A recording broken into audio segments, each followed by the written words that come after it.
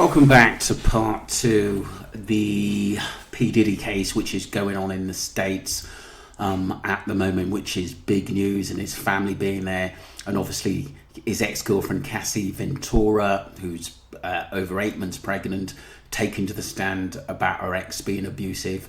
Let's get straight into this. This is by CBS News 19 hours ago. Started out by asking Cassie Ventura if she was in love with Sean Combs for 11 years. And then they said, "You believe that he needed you, right?"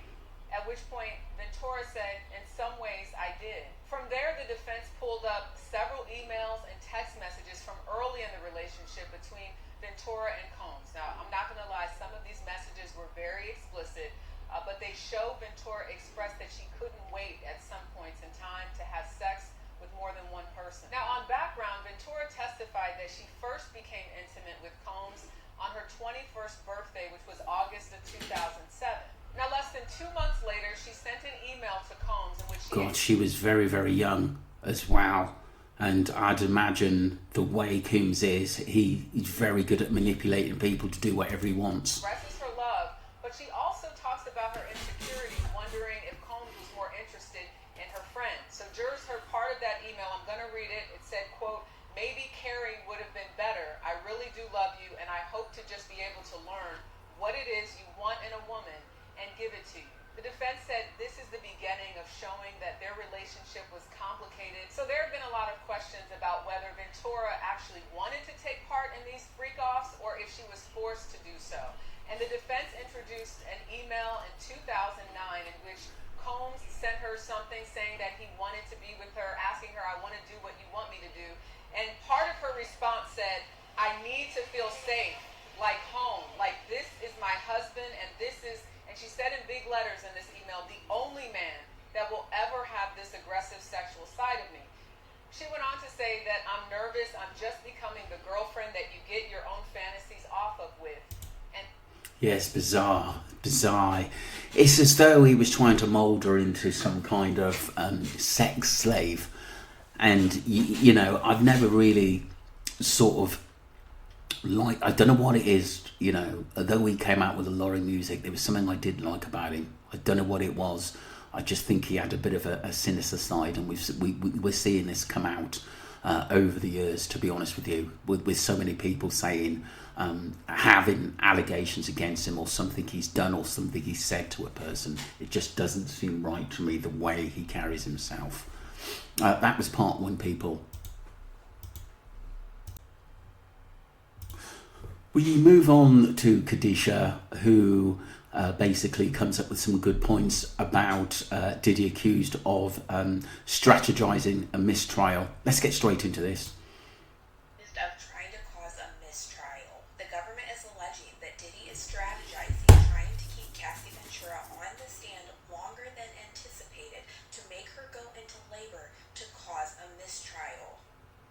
Last night, the government sent a motion to the judge saying that Diddy needs to be done with Cassie Ventura's cross-examination by today because now they are strategizing, trying to keep her on the witness stand longer. The government says that Diddy's team has been on notice for weeks that Cassie Ventura needed to have her testimony completed by the end of this week as a result of her pregnancy. And they said that Diddy's team never raised any concerns about this until yesterday during cross-examination. They added how right before Cassie Ventura's cross-examination, they produced 400 exhibits that they wanted to use for Cassie Ventura's cross-examination. They claimed that they were supposed to produce these documents way beforehand, not the day of this cross-examination. The government is saying that Cassie Ventura only got a day and a half to have her testimony heard, and Diddy should not be afforded the opportunity to try to hold Cassie Ventura past the end of today's trial date on Friday. They're claiming that they want to hold Cassie Ventura over the weekend,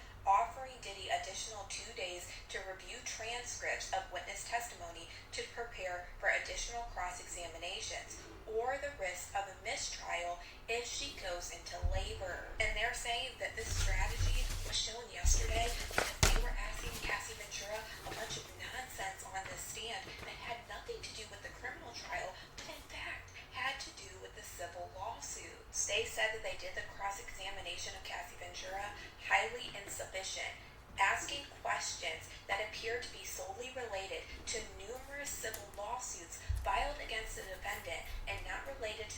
allegations in this criminal case, or multiple subjects that have been trending in the news about Diddy. And I mean, it would be up to the judge whether he would wait until Cassie is fit enough to come back to court. Just say, for instance, her baby came a little bit early, just say like in a couple of days' time, and it went over till Monday. But like I said, I thought I heard the court say that they wanted to wrap up today or Monday at the latest about Cassie Ventura. I didn't think it would sort of be going on so, this long.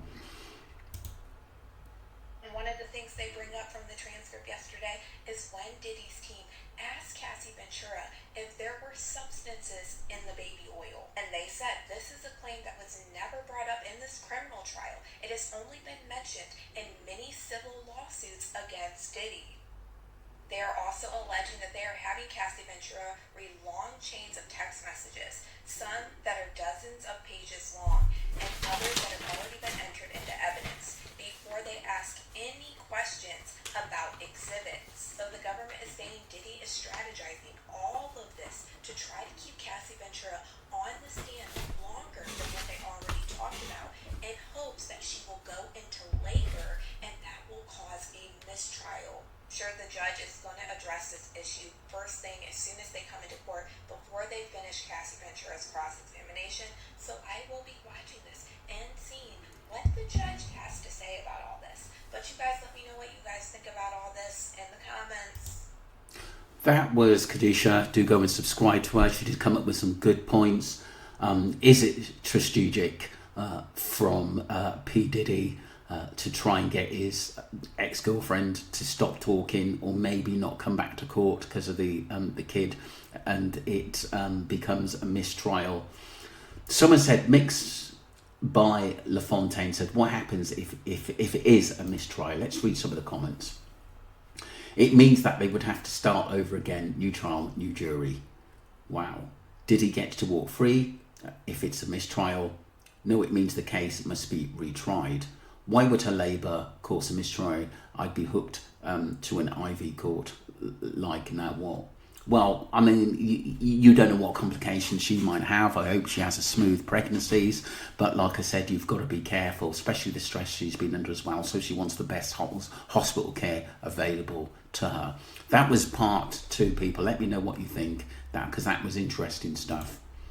God, he's a sly one, isn't he? Mr. P. Diddy, he really is. We move on to Daryl talking about Diddy's $1 billion legal team. Let's get straight into this. Diddy's legal team is on it.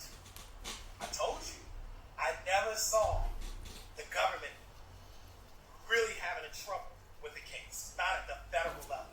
They're having trouble with this case. You got Mark Garagos's daughter on the legal team, right? You got one of the top lawyers, I forget his name, right? That's the one in G. I think the government has 6 lawyers at their table. And Diddy has so many lawyers they can't all fit at the table. And they are top notch. They are hitting every single point. We spent an hour today, before they even got started, just going through. They were arguing about the fact that basically the government is mad because the government is like, we should be able to see what the defense is going to cross-examine them, or what exhibits they're going to use to cross-examine Cassie on, pretty much. And the defense team was like, no, y'all have the burden of proof. So that was a big argument over that. Certainly goes on. I think just in case, you could get all the top lawyers in the world, the best in the country, the cream de la creme. But when you're accused of something, there's so many people coming forward and telling about these freak-off parties. Something's got to give, and there's so many people that I think that are going to come out because they feel confident that this guy is technically on bars, he can't be released, and there's a possibility that he could do life in prison as well. Someone says in the chat, Diddy's done, Cassie killed it today. They offered him 15 years in a plea deal. They don't have nothing but domestic violence. No, Rico. It's looking like, I have to admit, it is looking like that at the moment, unless there's more evidence. Cassie is not a victim. Even if he wins the case, what he's going to do. His reputation is in tatters. Yeah, because no one will trust him. Everything will still be afraid of him. If Diddy gets off, things won't be the same anymore. His life will be totally different. Yeah, he will have to go quiet because there's no trust. And nobody's going to touch him music-wise or want him to handle their music as a producer.